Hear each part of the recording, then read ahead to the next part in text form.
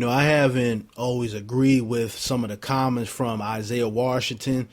I think the brother is very talented at what he does, but when it comes to social issues and things like that, I think, sometimes his perspective on things is a little diluted.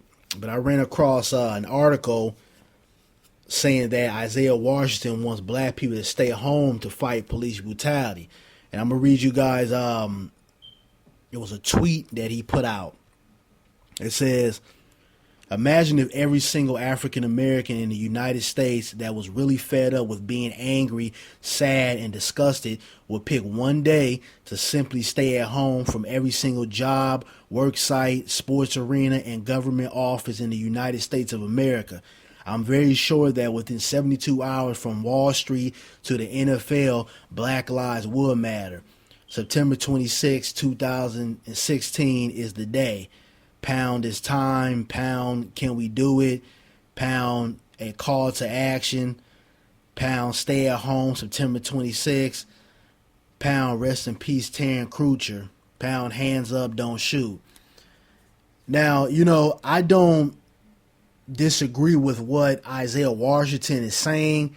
Actually, I respect his efforts, but I don't agree with the overall method. I think that a lot of times within the black community, we feel like one day of action or 1 week of something is going to change something.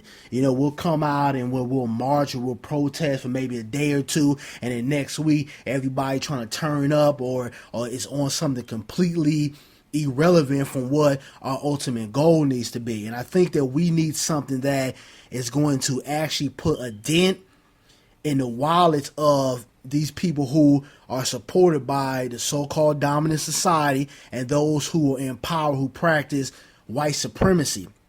Now, this is not a video to attack all white people or anything, but at the end of the day, whether you're a white racist or you're not a white racist, you benefit from white supremacy. And I think what we need to do is that, like I said, I agree with what he's saying, but I don't agree with just the overall method of it. What I think we need to do is we need to pick 3 or 4 big organizations or establishments, and we need to say, okay, for this week, we're going to boycott Walmart. Next week, no blacks are going to go into Target. The next week, we're going to boycott the sports arenas. That means no concerts, no football, none of that. We're going to just stay away from it completely. And I think what that's going to do is that's going to hit everybody systematically, and it's going to really put an impact and show everybody that, we're not playing. If things are not changed, then this world is going to collapse. This country is going to collapse tremendously. Because, see, when we just do it for one day, let's be realistic about that. Let's say we don't go into any retail stores or whatever for one day. Well, guess what? Your average black American, let's say they don't go into Target for one day, but they can go in the next day. What they going to do, they're going to say, okay, well, yeah, I boycotted Target yesterday, but today I'm going to go in there. And everything that I didn't get yesterday from boycotting, I'm going to spend that same money that I would have spent yesterday today. And when we really think about it, does that really change anything when we're still investing dollars into these people? So I think we need to be really realistic and strategic about the things that we do. Like I've said before, we need to start affecting the political structure. We need to start getting a hold and putting pressure on the justice system.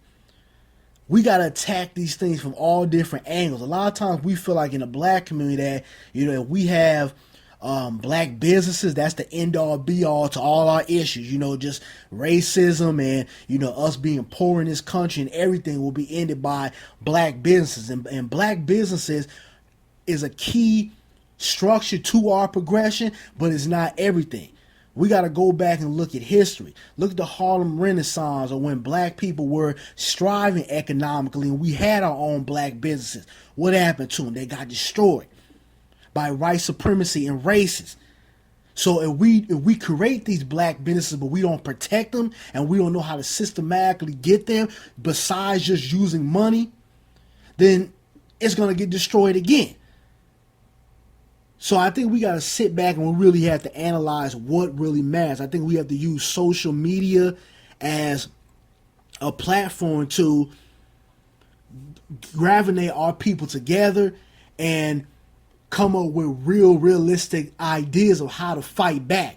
Because, the days of going in church, or us sitting back and just solely marching, or us sitting back and praying, those days are over. We have to take action, and we have to take action that is going to really make a difference. Not something that makes us feel good, for the moment, and then the next week we go back to doing the same thing. What I suggest we do is every week within a year, we boycott a certain company.